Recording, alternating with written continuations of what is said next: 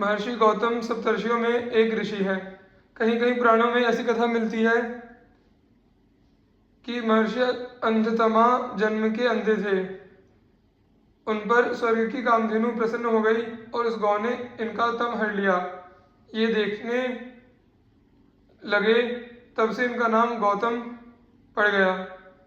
ये ब्रह्मा जी की मानसी सृष्टि के हैं। पुराणांतरों में ऐसी कथा आती है कि सर्वप्रथम ब्रह्मा जी की इच्छा एक स्त्री बनाने की हुई। उन्होंने सब जगह सौंदर्य इकट्ठा करके एक अभूतपूर्व स्त्री बनाई। उनके नख से शिख तक सर्वत्र सौंदर्य सौंदर्य भरा था। हल कहते हैं पाप को, हल का भाव हल्य, और जिसमें पाप ना हो उसका नाम अहल्या है।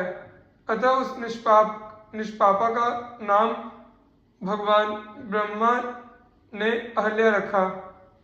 यह पृथ्वी पर सर्वप्रथम इतनी सुंदर मानुषी स्त्री हुई कि सब ऋषि देवता उसकी इच्छा करने लगे। इंद्र ने तो उसके लिए भगवान ब्रह्मा से याचना भी की, किंतु ब्रह्मा जी ने उनकी प्रार्थना स्वीकार नहीं की। ऐसी त्रैलोक्य सुंदरी ललना को भला कौन नहीं चाहेगा।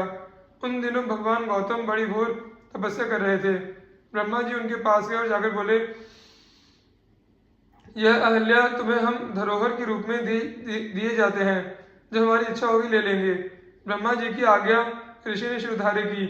अहल्या ऋषि के आश्रम में रहने लगी। वह हर तरह से ऋषि की सेवा में तत्पर रहती और ऋषि भी उसका धरोहर की वस्तु की भांति ध्यान रखते, किंतु उनके मन में कभी किसी प्रकार का बुरा भाव नहीं आया।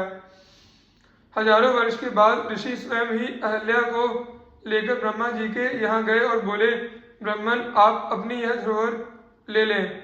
ब्रह्मा जी इनके इस प्रकार के संयम पवित्र भाव को देखकर बहुत प्रसन्न हुए और उन्होंने अहल्या का विवाह इन्हीं के साथ कर दिया। ऋषि सुखपूर्वक उनके साथ रहने लगे। इनके एक पुत्र भी हुए जो महर्षि शतानंद के नाम से विख्यात हैं और जो महाराज जनक के राजपुरोहित थे। इंद्र ने जब अहल्या के साथ अनुचित बर्ताव किया, न करने योग्य काम किया, तब इसमें अहल्या की भी कुछ सम्मति समझकर गौतम जी ने उसे पाषाण होने का शाप दे दिया। तब ब्रह्मा जी ने भी शाप दिया कि आज से केवल अहल्या में ही संपूर्ण सौंदर्य न रहकर पृथ्वी भर की स्त्री मात्र में बढ़ जाएगा। उन्होंने इंद्र को शाप दिया कि तुम्हारा पद स्थायी न रहेगा, इंद्र सदा बदलते रहेंगे। इस प्रकार ऋषि गौतम अपनी पत्नी को त्याग कर हिमवान पर्वत पर तपस्या करने चले गए। जब श्री रामचंद्र जी की चरण धूलि से अहल्या पुनः पवित्र हो गई, तब गौतम जी ने उसे स्वीकार कर लिया। महर्षि गौतम का चरित्र अलौकिक है। इनके ऐसा त्याग, वैराग्य और तब कहाँ देखने को मिलेगा। व्यास शिष्यगण, युगानुसार मनुष्यों की आयु, शक्ति और बुद्धि क्षीण हो जाती है। इससे ब्रह्मवेत्ता ऋषिगण अपने हृदय देश में स्थित परमात्मा की प्रेरणा से वेदों का विभाजन कर देते हैं।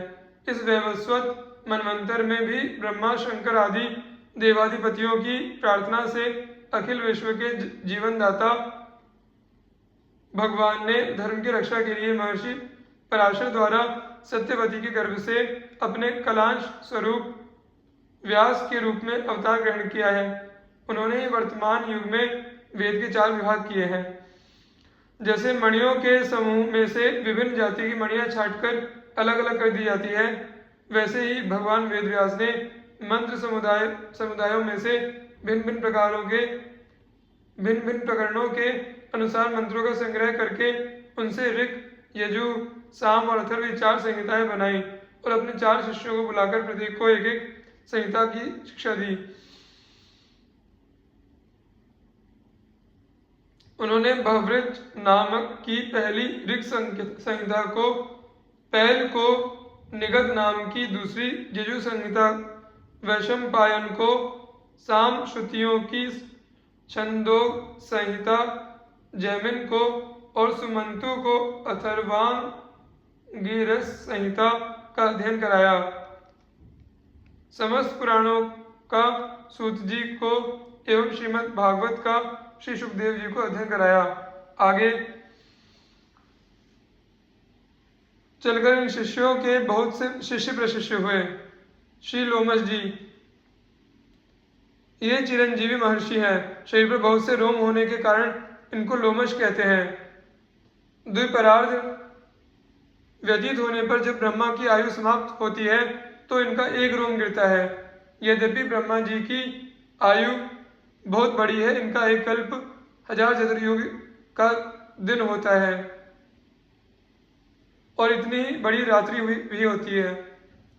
इस प्रकार 30 दिन का महीना और 12 महीने के साल के हिसाब से ब्रह्मा जी की 100 बरस की आयु है।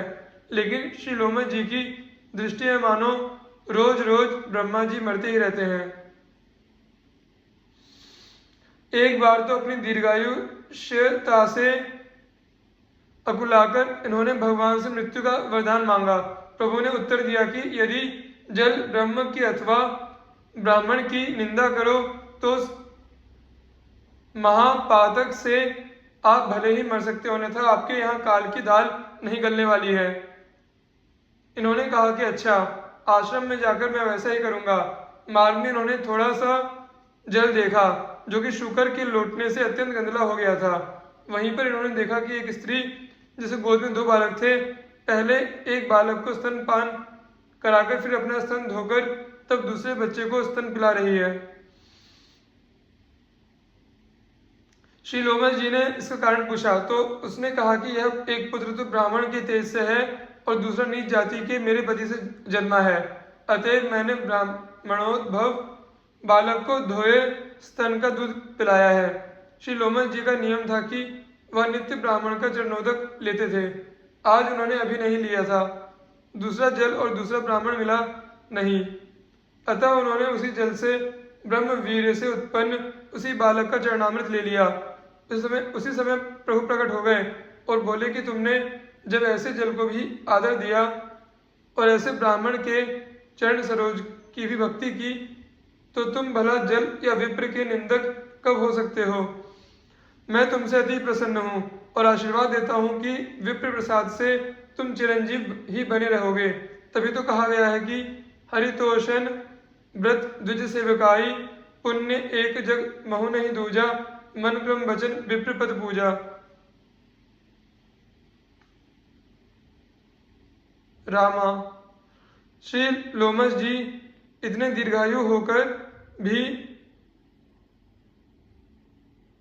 शरीर की क्षणभंगुरता का निरंतर अनुसंधान करते हुए सर्वथा अपरिग्रह पूर्वक सदा सर्वदा हरिचिंतन में तल्लीन रहते हैं। ब्रह्म वैवर्त पुराण में एक कथा आती है कि एक बार देवराज इंद्र ने अपने को अमर मानकर एक बड़ा विशाल महल बनवाना प्रारंभ किया। बेचारा विश्वकर्मा पूरे 100 वर्ष तक कन्नी बसूली चलाता रहा, परंतु तब भी जब निर्माण कार्य का पर्यवसान उन्हें नहीं दिख पड़ा तो घबराकर वह मन ही मन ब्रह्मा जी की शरण गया। ब्रह्मा जी ने भगवान से प्रार्थना की। भगवान एक ब्राह्मण बालक का रूप धारण कर इंद्र के पास पहुंचे और पूछा, देवेंद्र, आपके इस निर्माण कार्य में कितने विश्वकर्मा लगे हैं और कब तक यह पूर्ण होगा। इंद्र तो आज तक एक ही विश्वकर्मा को जानते थे। यह प्रश्न सुनकर कुछ चकराकर पूछा, क्या विश्वकर्मा भी कई हैं। तब बालक रूपधारी भगवान ने इंद्र से सृष्टि का अनंत वर्णन करते हुए नीचे जाते हुए 200 गज लंबे चौड़े चींटों के समुदाय की और उनका ध्यान आकृष्ट किया और कहा कि ये सब पहले कभी इंद्र हो चुके हैं।